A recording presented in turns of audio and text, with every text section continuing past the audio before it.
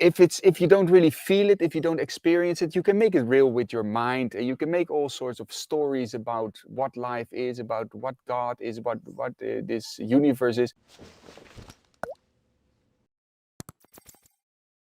Welcome, Michael. Welcome to the show. It's a pleasure to meet you and to talk to you.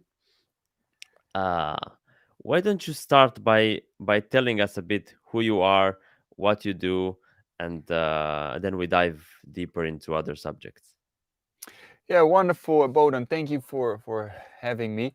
So yeah, my name is Michael Bijker, and mainly what I at least hope to do is to inspire many people to do a lot of breath work and meditation and QiGong, all these kind of practices that helps one to make body and mind a bit more strong and healthy, and to live life with a more purpose, basically, and with a bit more empowerment. And I offer all these techniques, mostly online. And I also teach, not so much anymore since the whole COVID thing happened, but here in Portugal, I live in Portugal, I teach on retreats in which people go for a week long. They really dive into these techniques and do it every day, and go in nature. And yeah, that's basically it. I have a wife and two wonderful children, and Oh, that's beautiful. yeah, it's a bit my life mission to be a good father and a good husband, but also very much to make this world a bit of a better place with all these techniques that I hope to share with people.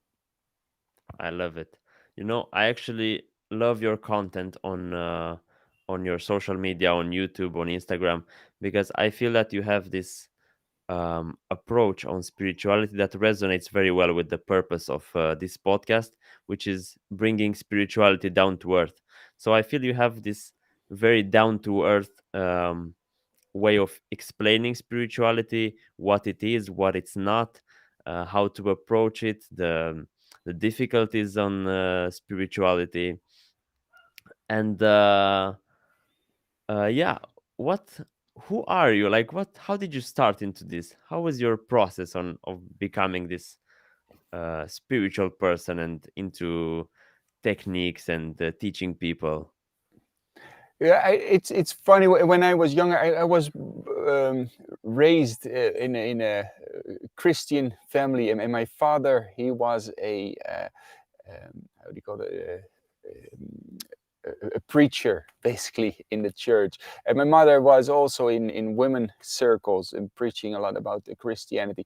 And I grew up in this kind of Christian religious, bit spiritual environment as well. But then slowly I got more into other spiritual practices as well, and got interested in other religions as well. And then I saw, well, um, of course, there are many views on life and many different religions, and they all claim they are the right ones.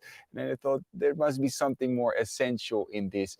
And I started thinking a lot about this from a young age already, and started doing more spiritual practices myself, which are not so much religious, like meditation, for example. It's a very spiritual practice, but it's not religious. But it helps you to um, kind of step out a bit of that the mind, the stories that you have about what life is and what the God is, or a bit the theoretical things, which are very much with the mind, and not so much experiencing it and feeling it directly.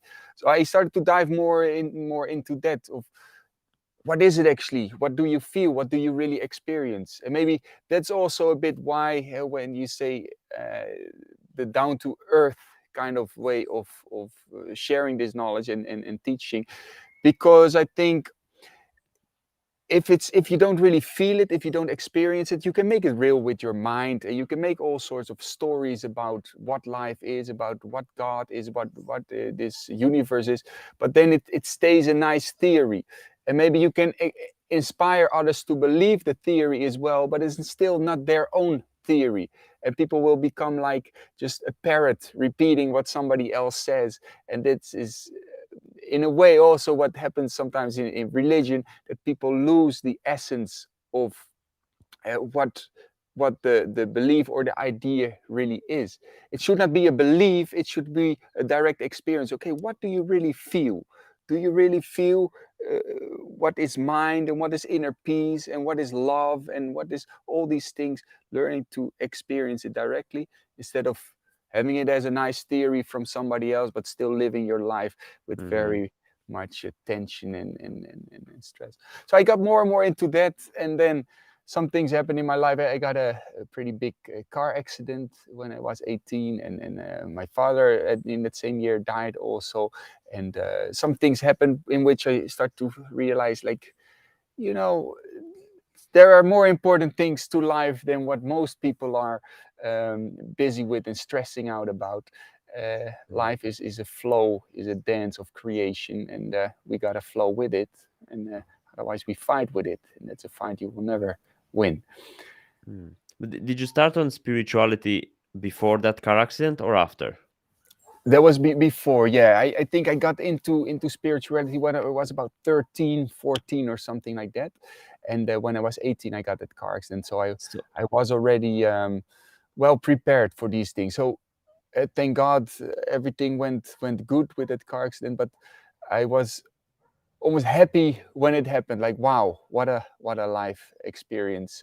mm, I have to be able to see the fragility of life and the beauty of being healthy, because I was in hospital for quite a while. And mm. yeah, you But I'm realize. quite curious about this Christianity and your family. How did they support you on this spiritual journey? Did they know? Did they not know? Were you having some difficulties, some conflicts maybe on this? I can't say they really say they supported me. They supported me. No, I think when my father got older, he got more and more a bit free from the dogmatic religious aspect of Christianity, and um, for himself he realized much that it's about love, basically. That's the essence, the core of should be the core of Christianity, what Jesus was teaching, that you have to love your neighbors, you have to um, really feel that state of acceptance and forgiveness and unity. But and stepping out a bit of that dogmatic theoretical practice of all the rules that come with it, and the sin and going to hell forever and those Mm-hmm. kind of theoretical things. So for me, I was living a little bit, I think, side by side of my parents. My parents had their life, and I had my life from the age of 13, and I did my thing, and they did not much know much about what I was practicing really Mm-hmm. on the side. But I still had to go to church when until I was 18 years old. So I think I did get a lot of the time every Sunday to think about, well, if I don't agree with what is being said now, what do I think? And Mm-hmm. and that's important for everybody in life, to start to feel, okay, if you don't agree with some things, what is it that you really feel is truth? What you really feel is reality, and think about those things and process them. Mm. Do you did you and you told me that your father passed away when you were 18. Um, did you feel that something in your life radically changed after that? I will touch on a bit of a delicate subjects maybe, but do you feel that your life changed in a certain way as a man? Because I know that uh, most of us as men, as we grow up, we tend to look for our father's approval in a way. Mhm. And how did that change for you? Well, by the way, you can ask all these questions. It's good you ask them. Um, well, I mentioned before, I had a bit of my own life also. I always felt support, by the way, of my parents. Not so much in the spirituality, but also I always felt very much loved and kindness, and I think this is very much has been a very good foundation. Um, but like I mentioned, I also had a bit of my own life. So when he passed away, I already had very much my own ground and my own beliefs and my own idea of what life is all about, and that that things pass, people die, life grows. That's the way of this reality that we live in. So I think. Um, he- I'm very glad he taught me a lot about really loving a lot of people. That's very beautiful. But when he died, I think I was even more maybe able to really feel like, okay, now I'm at least on the masculine side. I'm now on my own by myself, and I'm grounded in my ideas. Um, so it made me realize, of course, even more if you experience death from so close, that you put things into perspective, what is really important and what is not, and you get more of the idea, okay, how do I want to live my life? You have an example of you that passed away, so now now it's up to you, basically. So I came more into a direction. Okay, what do I want? And I already felt then very strongly um, to that it is a very beautiful thing to be able to help others, teach others, uh, and living, let's say, in connection with the truth that they feel within, because that's how he lived his life as well. Maybe in a different bit of a truth, but he lived his life in that way. What does it mean to live in your life in the according to the truth? So I think everybody feels in a lot of ways what is the right thing to do and what is not the right thing to do. And if you really, it's like an inner compass that everybody has. And that compass, um, sometimes people become so desensitized from that they stop listening to that, because the mind is so busy and chattering, and they don't even really feel anymore what is the right way to live. But there is this kind of truth within that everybody feels what is the right path to walk, the right thing to do, to follow your really your heart's desire, to follow what your heart is telling you how to live, what to do. And it goes for following your heart's path in doing what you really love in that sense, but also um, I think to understand that we have something built into our system, which is that you don't want to harm other beings, and you do want to really, like a tribe. We're living still in a tribe. That's how our whole neural system is connected, and we want to help others. We want to do for something good for others. That's what makes us really happy. So not to live your life only for yourself and only getting a lot of um, things and possessions in your life, but to live on a deeper level, enriching your life, of doing something good for others. And in that way, to stay true in how are you living your life? What are the choices that you make in your life? What are they based on? Are they based on your fears that you have in your mind? Are they based on what other people expect from you? Are they based on what you have been reading a lot in the past, but actually it doesn't really make sense? So to really follow that truth, and I believe if you follow that, and then you will live life in such more satisfied sense, and a fulfillment kind of way. Um, Mm. and the truth is not a theory, you know.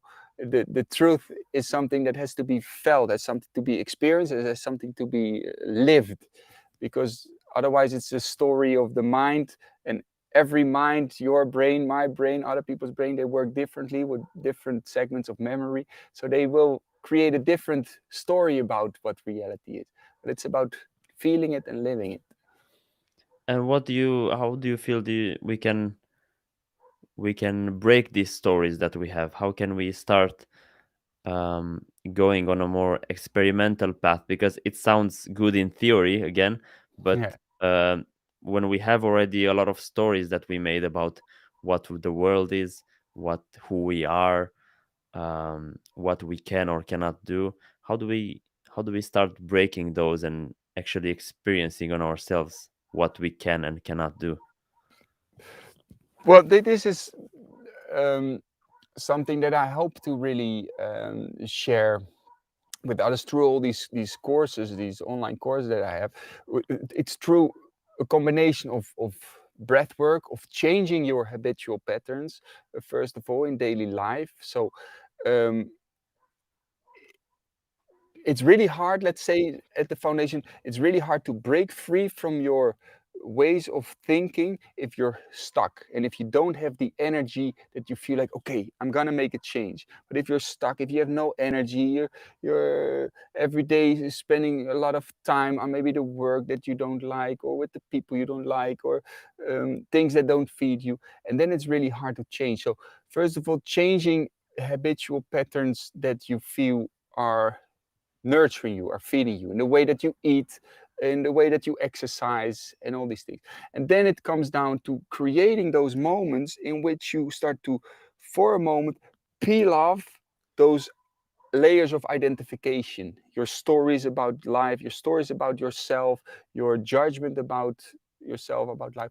And that's done with meditation and breath work. And this breath work, this deep breathing, it can create for yourself a moment in which you feel a state of really inner peace, and then learning to bring the mind in. You hear the mind still chattering, okay, you hear it chattering, but there's something listening to the chattering. So don't identify with the chattering, identify with the listener within. And like that, you start to realize, okay, I'm not the thinking, the thoughts that I have. I'm not this physical body. I feel it, I experience it, I have it, but I'm not that. And then you realize,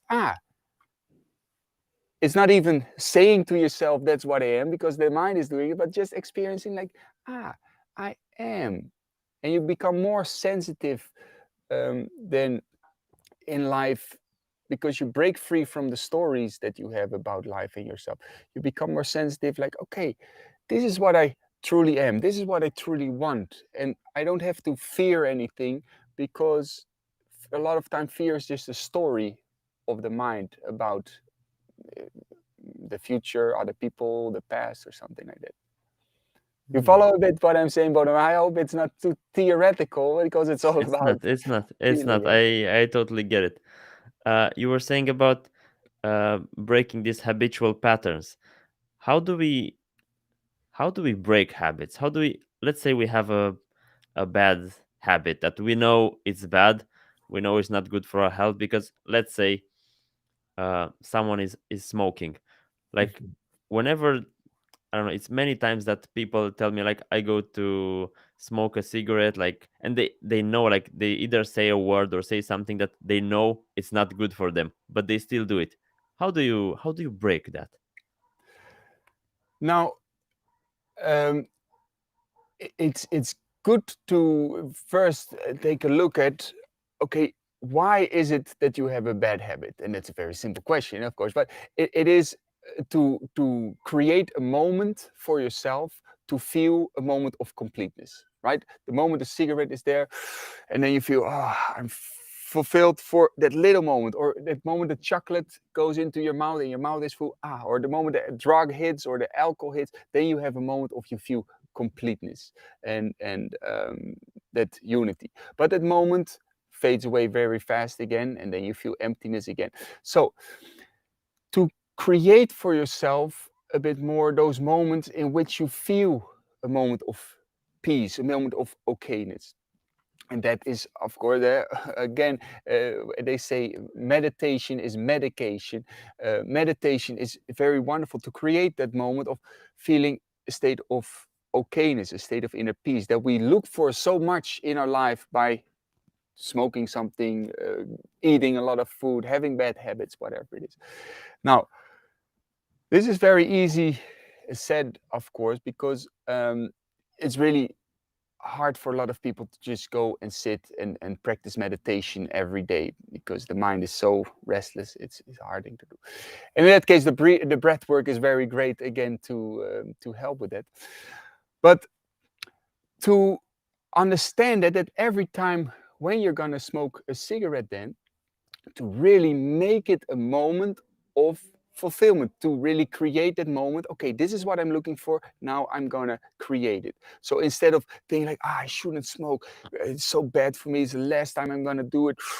But you look for that moment of feeling satisfaction, but you're not getting both. You're blaming yourself, you're judging yourself, and you feel even more crap after smoking the cigarette. Right. So instead of doing that, take a moment, take like 10 minutes, make it like a ritual. You maybe roll the cigarette or smell the cigarette, then you slowly do it, and you do it very, very mindfully. And then you'll see you don't need to smoke so many tokes. You need a bit less, and you have a little meditative moment. Wonderful. And you then have maybe 10 of these meditative moments a day, and you will see that will already change a bit the habitual patterns, because feeling guilty will only create more emptiness, and it will make people smoke more. And that is why it works so well, and the cigarette companies don't mind at all putting all these negative pictures on packages of cigarettes, because it will make people feel even more shitty about themselves smoking, and then that will make them smoke more. So to create that moment of feeling a state of fulfillment. And then people will realize when they start to do it really with full awareness and start to feel a bit more okay with themselves, a bit more okay with life, a bit more complete through those moments of meditation. Then they start to realize when they smoke, like, actually, this is really stupid what I'm doing. I become so sensitive. I feel how the smoke is filling my lungs, and it actually doesn't really make me feel good. I feel a bit uh, crappy from it. So then they start to realize the stupidity of smoking, and that might take a long time. But it's the approach of first creating from within and not trying from without to stop, but from within a moment of fulfillment, a moment of completeness, a moment of acceptance and okayness. And then the choices that people will make will come from that feeling of fulfillment and not from a feeling of emptiness.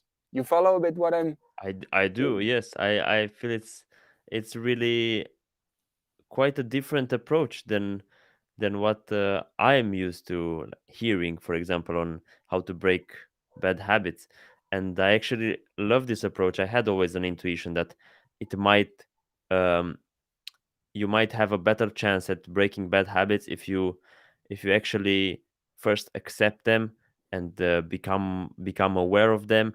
You don't have to stop doing them, but just start by being aware of why you do it, how you do it, what does it give you. So I really love this approach what you that you just mentioned, um, to bring more awareness into what you do, and I feel that's really powerful.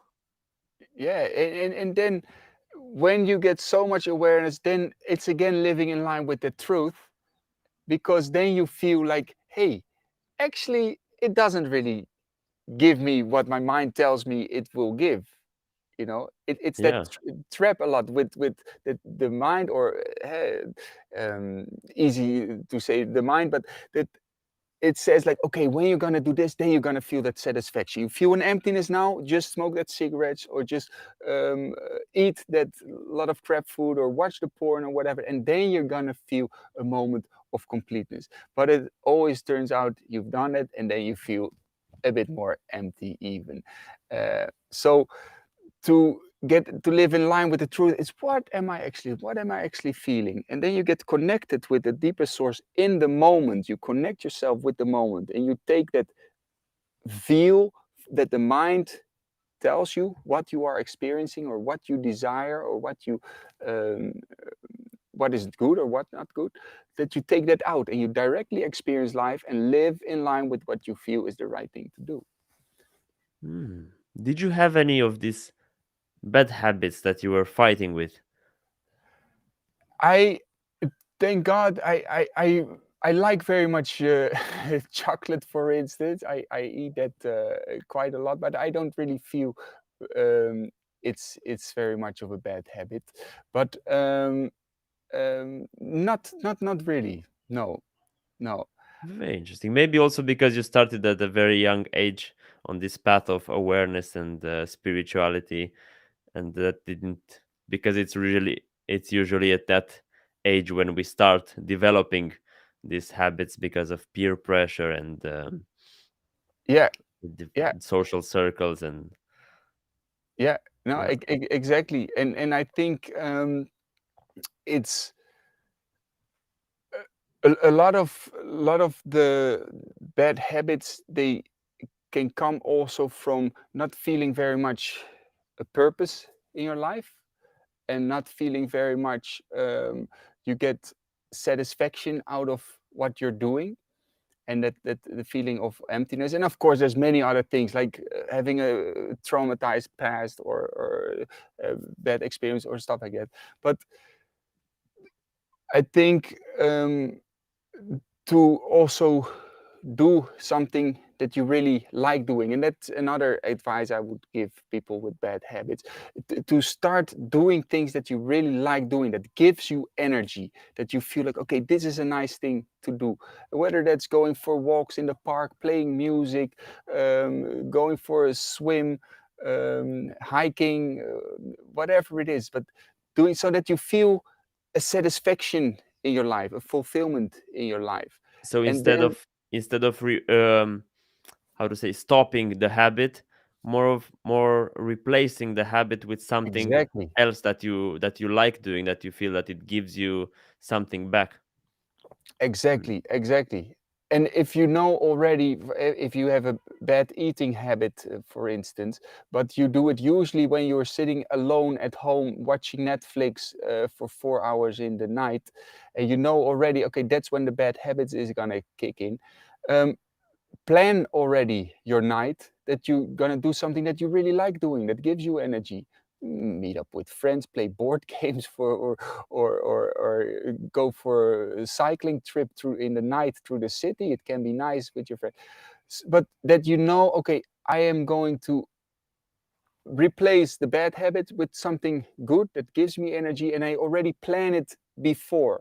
As soon as you feel the urge coming up, or that you feel, okay, tonight I'm going to be alone, not doing anything, or okay, do something about it, and not just Mhm. sitting, I'm feeling bored, I should not eat, I should not eat, I should not eat. You're not going to last for very long, because the That's a boredom becomes really really kind approach to ourselves, to do it that way, because I feel that most of us, because we have this feeling of guilt that we have that bad habit, we we kind of implement that in the way we try to stop that bad habit. So we also take a very drastical decision, like hurting ourselves, that we cannot do anymore that habit. yeah, So yeah. I think this is a very kind approach and a good start to being better to ourselves. I think otherwise, and this is something very important to understand. If some of you have a bad habit, pay very good attention what is happening, because first the mind is telling you, okay, it's okay, you can do it, you deserve it, a nice, let's keep it simple with the food, you deserve it, you've already been working so hard today, you can have the chocolate now, you can have that bag of chips or the cigarette, whatever, all these stories, you do it. Then what happens? That same mind is then gonna tell you, you're so stupid, you can do it, you're too weak, or this or that, and it's gonna blame you. So you get stuck in a kind of pattern of one part of the mind creating a moment to be able to blame itself for what it is doing. And Mm.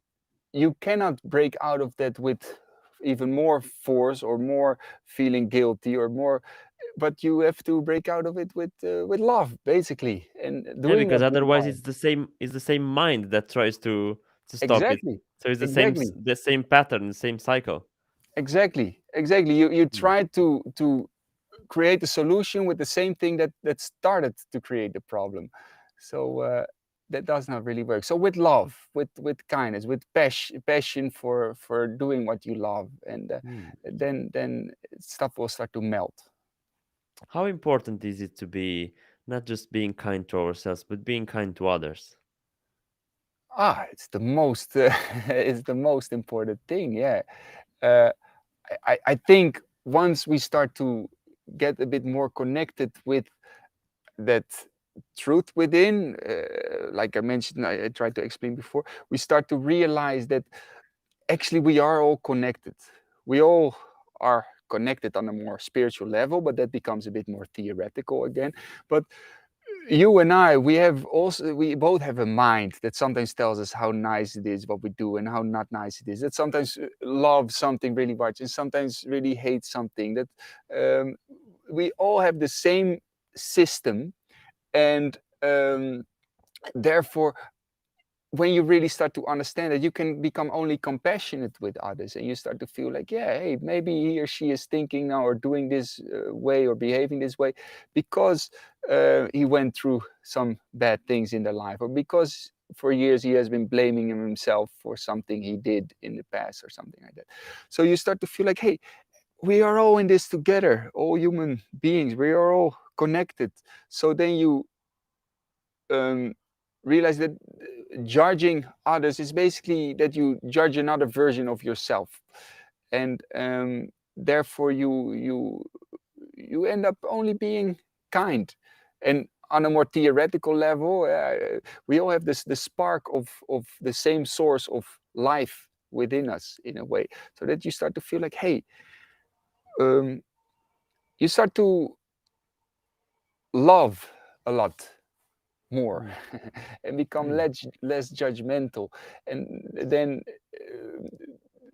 kindness does not come because you think I should be kind or I should be nice. No, it comes naturally because that's the quality of your source.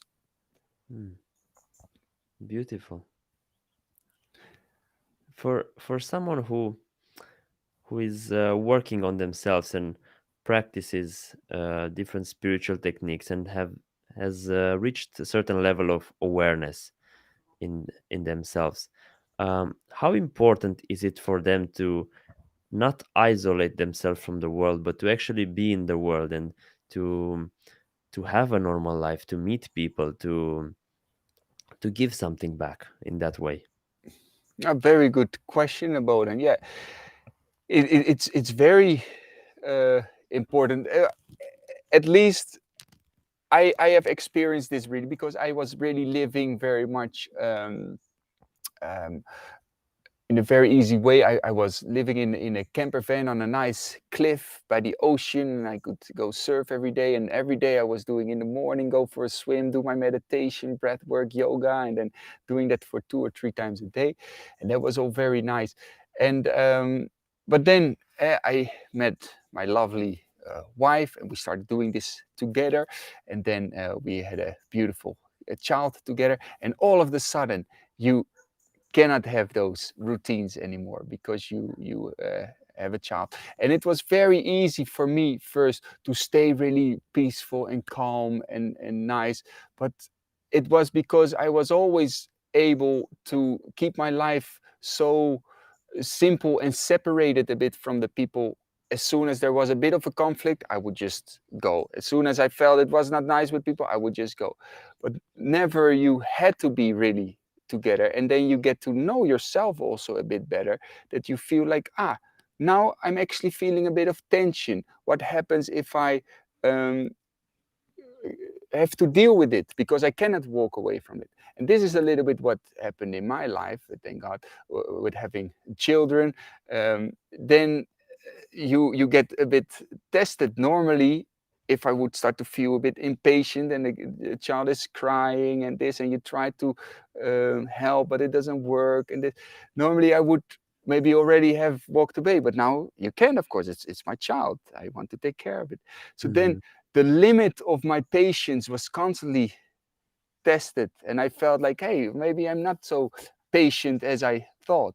But then you get more of that, and you get more a sense, okay, I'm not living only for myself, my own life. I also live for others.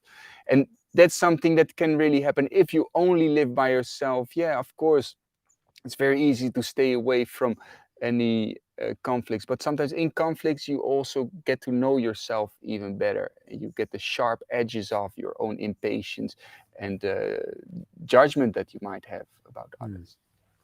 I think that was the point where I actually wanted to get is to that when once you get more deep into yourself and to you find out more of who you are, why are you here on this earth, I think it all comes back to you being here for others, Yeah. actually. And and therefore it comes quite natural to at some point after maybe being isolated for a while because that's what you thought it was better, and maybe it was better in that Hmm. stage of your life. You come to realize that, hey, I need to be there for others. I need to give back. I need to show up for others in with this new way of being, with this just being myself, because that's once you reach a certain level of awareness and self development, just being yourself helps a lot. Yeah, definitely. I completely, completely agree with that. But like you mentioned, sometimes you need some phases in your life also to work a bit on yourself and to get to know what am I, or and what is life all about, and to let go of some of your old relationships you Yeah, might have because it's mentally. experience, right? It's we have to have the experience of maybe both, Yeah, how it is to be in a certain way and how it is to not be in a certain way. absolutely. Yeah, And that absolutely. helps with a better understanding of the world around us, the people around us, and for ourselves. And absolutely 100% agree. And you mentioned not in this podcast but before that we talked that you go sometimes on in a cabin in the nature, right, alone for some time. Yeah, well, it happened just once actually last weekend, first time in a while. But yes. But that's I tend to do that sometimes also. I go in a tent in nature, just completely alone, being bored sometimes, and sometimes feeling wonderful, connected with nature. But as you've probably felt as well, it's so important because at those moments you really for a moment come face to face with yourself. You get to know yourself better. You get more in connection with nature. You quiet the mind. But then coming back again into the real world, all of a sudden you feel you can have a bit more patience, a bit more time, a bit more connection with other people. So both is very important, Yeah, definitely. and I feel that it's really important. Like after this experience, I understood how important it is to take time with ourselves, for ourselves, and to not be so much, how to say, involved for a period of time with the world, with people, and just to get deeper into ourselves. Because you, for example, in my own case, I was having these 2 days in the cabin, and I was mostly offline. I couldn't keep myself completely offline, but I was mostly offline and just sitting by the fire, just reading a book, drinking some mate, and was like, wow, like this feels really good. And I entered into this, like, naturally into this state of relaxation, and from then I just closed my eyes and entered into a meditation which lasted for like 3 hours, and I was not even aware of the time passing, and it revealed so much to me, like just how Beautiful. natural we can get into connection with ourselves if we just disconnect a bit from the other things. Yeah, that absolutely. And especially in this day and age when we constantly have something to feed our busy mind with the screen and with our work and our communications through the screen, then it's like a essential medication basically, right, to go every now and again for 1 or 2 days or 3 days in nature and Mm. switch off a bit and connect with yourself. Yeah, and you know what's funny? That I have this theory that I think that whenever we start feeling like we we are onto something, we have this deeper thought, we have this deeper connection to ourselves, we immediately grab the phone and Yeah, we check something else. It's we're not aware of it, but I started to become aware of these patterns, that we start doing something else, we start occupying our mind with something else. And yeah, if only in those moments we would just not do that and just go with the thought. yeah, Like I have a lot of these moments where, for example, I go to we have this bar at my workplace, and I like to go there after work and just relax there and leave my phone aside and read a book, for example. And as I read the book, I start having these emotions, this feeling, like I feel like getting very emotional for some reason, like apparently there is no reason. And then immediately I'm grabbing my phone, and I'm like, wait, no. And then I yeah, left my yeah, phone aside. I even put it far away from me, and then I started feeling more of this emotion. It just becomes something very very pure, and you become more connected. And yeah, I feel like if I would have grabbed my phone like immediately, in maybe 5 seconds, I would be like, oh, I'm back to this yeah, robotic mind. yeah. It's like you never can go into the depth of a moment because you constantly take yourself Yeah, out, staying on a flat line. yeah, And I think that's also one of the reasons why so many people start to feel a bit depressed and feel a bit of low energy, because life becomes just a flat line. You can yeah, constantly entertain yourself or distract yourself with the screen, but never those moments like you had in which you, okay, now I'm having, what would happen if I stay with it, if I go deeper in it? Or, yeah. yeah, And the thing is that life always gives us messages. Life always gives us messages. It's it will not stop giving us messages and giving us hints to go inside. It's just that we become so good at avoiding that, yeah, that we can live our whole lives without actually going inside. yeah, yeah. Absolutely. And but the thing is, people will feel constantly that they need that connection actually, but they are afraid to go into it more and more. Mm. They become alienized with that layer of Yeah. reality, basically, the deeper layer of reality. And sometimes it's difficult for me to do that on a daily basis, at like during the day, to just not grab my phone when I feel this urge to.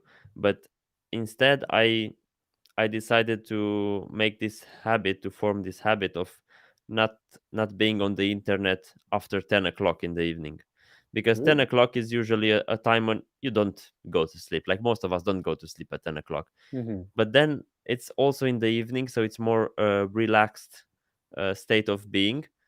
So then, if you just do other things, you just read, you just be by yourself, you meditate, I feel that's already a good start, and for me it is. Yeah, beautiful. I think that that's a very good advice to give to everybody. Also, that you're giving now to switch off your Mm, phone at a certain time of the night and say, okay, now I'm not gonna look at the screen. I'm gonna look at something else, a book or my own mind mm, or my heart or mm. make a painting, whatever. Yeah, Michael, what do you feel it's um, what do you feel it means to live a purposeful life? I think it's. Um, but then we come again back to that truth that we can live from within, and like we mentioned before, is that ability to uh, share your life, your happiness, your wisdom, your possessions, whatever it is, to share it with others. For millions and millions of years, we have been living in together with other human beings in tribes, right? We are a tribes people. So in a way, it makes us happy to share. That's how we are wired. It makes us happy to share, and of course also to receive. But that's how we've been living for millions of years. But now more and more, it's not so much as a tribe, but you just have your own thing, your own bank account, your own personal status. Your everything is very individual, and the ability to live life and sharing, whether it's knowledge, whether it's your possessions, whether it's your skills, your time, that is what makes you happy, and that is what is a purposeful life. Then you serve a purpose in making other people also live more happy or healthy. That's beautiful. Beautiful. Thank you for sharing that. Very welcome. Uh, I have one last question for you. What was the most powerful experience that you ever had outside of your spiritual practice? um, but yeah, that car accident, yeah, that I had, it was a pretty bad car accident, and um, from the accident itself, I don't remember anymore, but I do remember waking up in the hospital and just feeling gratitude, just gratitude in every cell of my body. Even if I had a lot of broken things and my right arm was paralyzed and I had all sorts of things, broken ribs, but um, just feeling gratitude. And then I also, looking back after, realized that, okay, even if your body is completely broken and even if it's maybe also painful, um, what is the most important thing is your mental state. um, and uh, a lot of people, they maybe only work physically on working out, and this is of course also very good to become strong and healthy, but just working out, but you also really have to make sure that you work on a mental level. Otherwise your body is strong and fit, but mentally you feel a bit still low or down or depressed or something like that.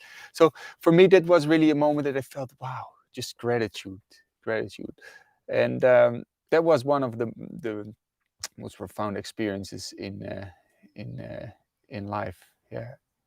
That's beautiful. And it's very interesting in the same way because um, what we might call bad experiences, or like when you think of a car accident, you might think like, oh, so unfortunate, so such a bad experience. But yet here you are saying that it's the probably the most powerful experience you ever had. So that's very interesting way of perceiving things. Yeah, you just mentioned that life is constantly giving you messages, right, and constantly giving you information, and life is constantly shaping you, right, with everything, every experience. Um, the thing is, how do you as a person deal with the experience? How do you flow with it? Do you resist them very much? Like, do you start fighting with them? Do you start to feel angry, or very much um, becoming in resistance to life, feeling that duality? Or are we able as human beings to sometimes feel like, okay, it's life happening, I open myself up to it, I see what will come, I see what will come, and then like that it can start to nurture you, it can start to make you grow into a more wise or to a more experienced soul, so to say. So it's sometimes like life gives you shit, but the best flowers, they need fertilizer, they need shit to grow well, Mhm. you know. So it's a bit like that. Life is giving you sometimes some fertilizer, and maybe it doesn't smell nice, maybe you don't like it, but if one can open up to that, then good stuff can start to grow out from that. And um, it's sometimes, I think that's part of meditation as well, or to become able to just open yourself up to whatever life has to bring in that moment, whether it's pleasant, unpleasant, and the mind says I like it or I don't like it, but to step out of that like or dislike and just open up to whatever comes. And then something transforming starts to happen.